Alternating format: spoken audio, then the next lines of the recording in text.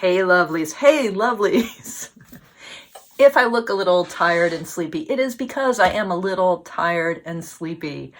I'm in my workout clothes because I'm gonna work out. I'm gonna work out because that will give me a little bit more energy to do all the things, including thinking a little bit more about the Dropm78 challenge, which is starting on October 15th. And today I'm filming on October 9th. That is not a lot of days. And I still have a whole bunch of decks to consider for this challenge. But I wanted to come on today. Let me frame this shot beautifully because my production values are always so good. You guys are very patient with me. I wanted to do a couple of things today. So first of all, just to go over, right, the mechanics of this challenge.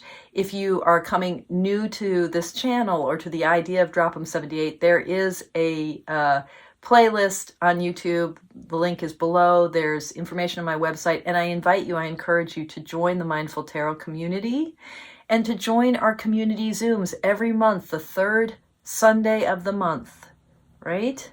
We meet. The third Sunday of this month is October 15th, which is the first day of the Dropm78 challenge. We drop together on the 15th. So if you're new to this, even if you're not new to this, if you're curious, consider joining us live in the Zoom room. So here's the thing about the Dropm78. I'm going to have a lot still to consider. I have some more deck dialoguing to do, including the deck that I'm thinking might be the deck I choose this year. It's a deck I've considered in the past. I wonder if you can figure out what it is. I don't think there'd be any. Maybe you do. Maybe you know what I'm thinking of. Now, all bets are off. I've already dialogued with, like 20 decks. I have a whole bunch still to consider. All bets are off. Who knows? It's, it's a crapshoot until we get there, right? But I have made sort of a decision. So, as many of you know, one of the ways to do this challenge, right? You are committing to a single deck to go through one card at a time, one day at a time. We start on October 15th with the Pentacles, the Ace of Pentacles. We move through to the Wands, Ace of Wands, on through to the King. Then we move to the Cups, Ace of Cups, on through to the King. Then we move through to the Swords, Ace of Swords, on through the King. And then we close out the challenge with the majors, starting with the Fool, ending with the World. So one deck, one card at a time, one day at a time, October 15th through December 31st. But there is another piece of this that you can bring into play, and that is to have what I call a calibrating deck. A calibrating deck. There we go. Get the emphasis on the right syllable. And often the encouragement with the calibration deck is to pick a deck that is kind of your safety, the deck that you really know, your home deck, or a deck that you're just very familiar with, so that, as you're working with your more challenging deck, the deck that is your stretch deck, your reach deck, right? You have each day something to bounce it off of that helps expand and open your awareness of your new deck to calibrate it with. So for instance, if you're a Rider-Waite-Smith gal or guy, and if you're a Rider-Waite-Smith folk, and you're using a deck that's unfamiliar to you, the imagery is a little bit unusual, is a little bit tricky, maybe you have your standard, Pamela Coleman Smith artistry Rider-Waite deck, your ride or die deck, right at your side. And so you're using that to calibrate with. And as I've said in the past, there are different ways to calibrate with a calibrating deck. One way is to pick, if it's the Ace of Pentacles, to pick from your challenge deck, the Ace of Pentacles, and then to look at it in comparison with your ride or die deck, your side piece deck, your safety deck, right? Your source deck. So Ace of Pentacles, comparing apples with apples. But another way is to bring a little randomness in it and to just randomly pick from your safety deck, from your source deck. So you have Ace of Pentacles and then whatever comes up. And it's beautiful. So then now you're expanding kind of the field of comparison to give you a little bit more reach. So I have figured out what my calibration deck will be, I think, or I figured out the type of calibration deck. Last year I used the Jean Dodal tarot in the beautiful version by the folks at Artisan Tarot. But I think this year I want to push into the world of playing cards a little bit more. And I think I am going to use Enigma Studios Standard Tarot deck, which is a hybrid deck in the playing card style. Right? It's got majors, it's got courts, including all 4 courts, but then it's got basically playing cards. Right? I think that's what I'm going to use for my calibration. I think I want to dive into the ways in which a playing card deck gives us these standard pips. However, there's one little piece that I haven't yet decided, and that is whether instead of using standard playing card deck, I use maybe Dead on Paper. Is it Dead on Paper? Is that the name of the company? Yeah, Dead on Paper. They're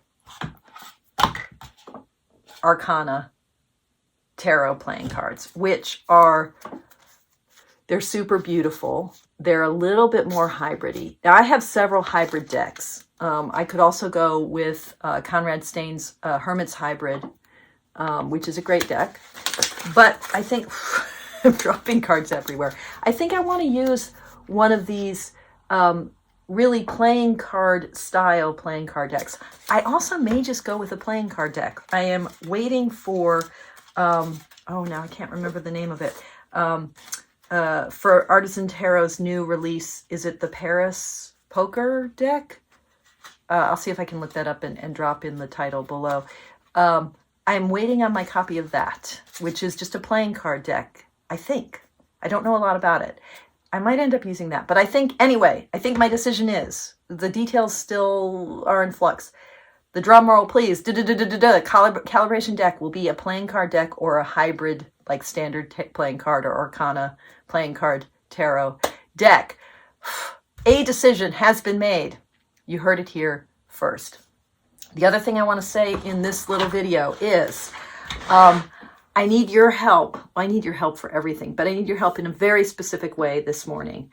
And that is, there I was sitting at the Northwest Tarot Symposium last weekend, and Chris Ann Donnelly of Lightseers Tarot was giving a just beautiful, beautiful keynote talking about liminality. Now, I own Lightseers Tarot in the mass market. I own it in the indie with the original 10 of Swords. I own her Curious Creatures Tarot, which would be a deck that I would use all the time because I think it's adorable, except that, Hay House. Man, Hay House. Cardstock. Just can't get over it. Chris Ann, if you are watching this, which of course you're not, but let's pretend, a linen version of Curious Creatures. Mwah.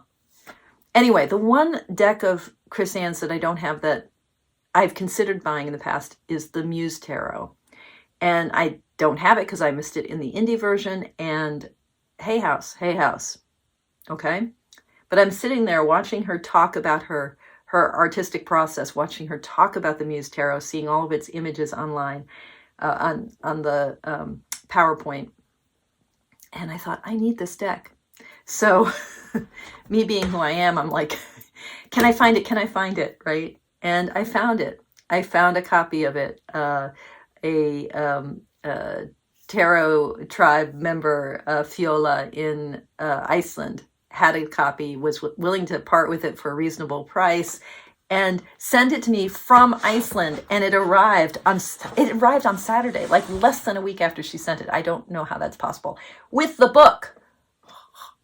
So now I have this gorgeous edition of the indie Muse Tarot with the beautiful rose petals.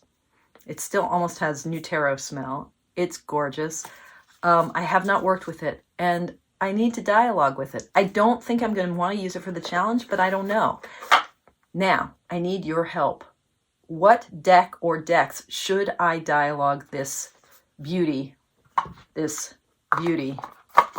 with? Any thoughts? Don't say light seers, because it's not going to be light seers. I'm not a huge fan of the light seers. I'm glad I own it. I'm glad I own it both in mass market and in indie. Not a huge fan of it. But this deck, what should I dialogue it with? Okay, give me some ideas. Toodles.